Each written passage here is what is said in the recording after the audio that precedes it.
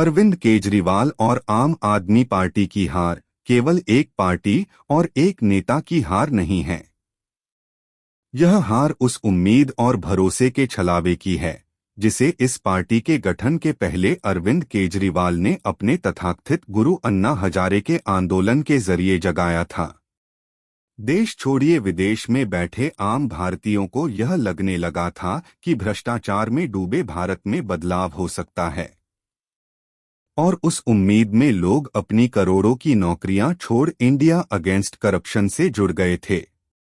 2012 में देश के युवाओं और आम आदमी को लगने लगा था अरविंद केजरीवाल, योगेंद्र यादव, किरण बेदी, प्रशांत भूषण, कुमार विश्वास जैसों की टोली देश की राजनीति को बदल देगी। लेकिन यह भ्रम कुछ दिनों में ही टूटने लगा और अरविंद केजरीवाल के बेहद करीबी लोग उनका साथ छोड़ने लगे।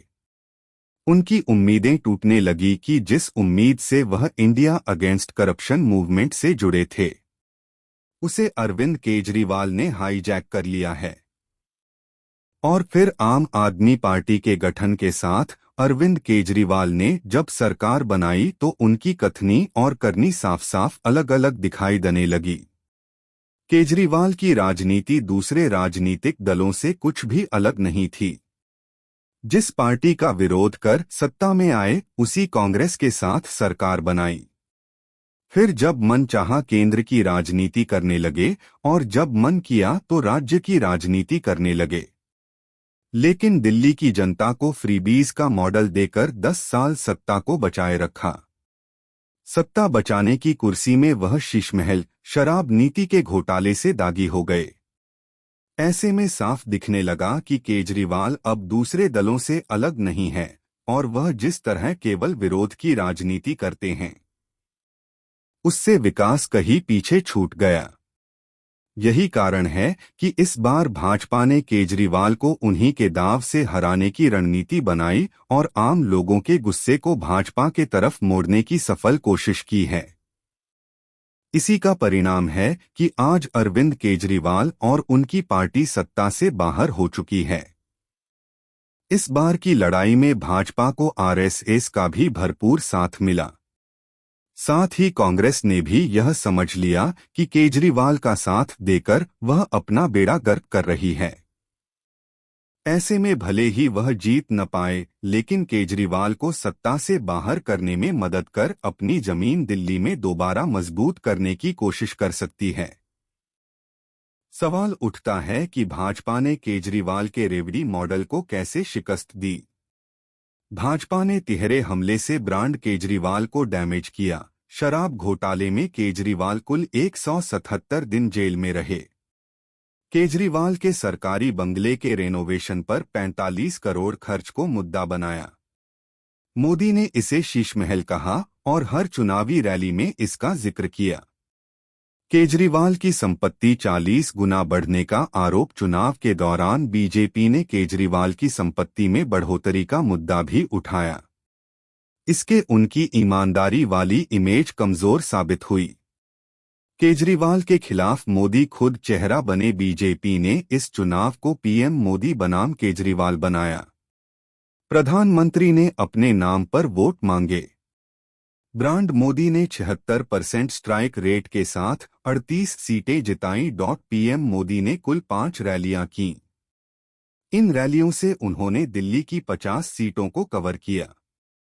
प्रवेश वर्मा को अघोषित रूप से सीएम चेहरा बनाया। बीजेपी ने चुनावों में विरोधी पार्टी के सबसे बड़े चेहरे को घेर कर हराने की रणनीति दिल्ली में भी आजमाई और कामयाब रही।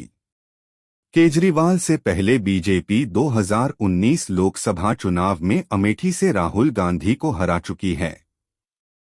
इसके अलावा 67% आबादी वाले मिडिल क्लास पर फोकस किया। वोटिंग से 3 दिन पहले 12 लाख तक इनकम टैक्स फ्री करने की घोषणा और 19 दिन पहले 8वां पे कमीशन की घोषणा कर मिडिल क्लास को लुभाया।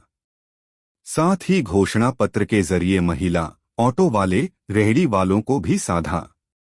इसी तरह 70 में से 27 सीटों पर पूर्वांचल के वोटर्स का अच्छा प्रभाव है।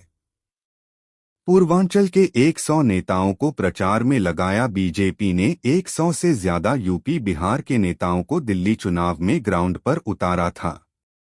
केजरीवाल ने यमुना पर माफी मांगी कर भाजपा को फिर मौका दे दिया। इसके अलावा आम आदमी पार्टी के 10 से ज्यादा विधायकों को तोड़ा। पिछले एक साल में आम आदमी पार्टी के 50 से ज्यादा नेता बीजेपी में शामिल हो चुके हैं। इसमें विधायक, पूर्व विधायक और पार्षद शामिल हैं। बीजेपी ने दिल्ली में आम आदमी पार्टी के 26 में से 12 किले ढहा दिए हैं। इनमें अरविंद केजरीवाल की नई दिल्ली विधानसभा सीट भी शामिल है। इसके अलावा कांग्रेस ने मुस्लिम मतदाताओं में सेंध लगाकर केजरीवाल की मुश्किलें खड़ कर दी और करीब 14 सीटें ऐसी हैं जहां कांग्रेस ने आम आदमी पार्टी को नुकसान पहुंचाया है। कुल मिलाकर जंतर मंतर से सत्ता पर पहुंची आम आदमी पार्टी आज ऐसे मोड़ पर आ गई है जहां पर उसके भविष्य को लेकर सवाल हैं, क्योंकि अरविंद केजरीवाल जिस दिल्ली मॉडल से देश में दुहाई देते थे उसे जनता ने नकार दिया है और वह मोदी की गारंटी के आगे बौनी हो गई है। आने वाले समय में केजरीवाल पर सबकी नजर रहेगी कि वह विपक्ष की राजनीति कैसे करते हैं, जिसकी उनको दिल्ली में तो आदत नहीं रही है। उम्मीद है कि आपको हमारा वीडियो पसंद आया होगा। हमें लाइक करें, सब्सक्राइब करें और देखते रहें इंडिया अड्डा।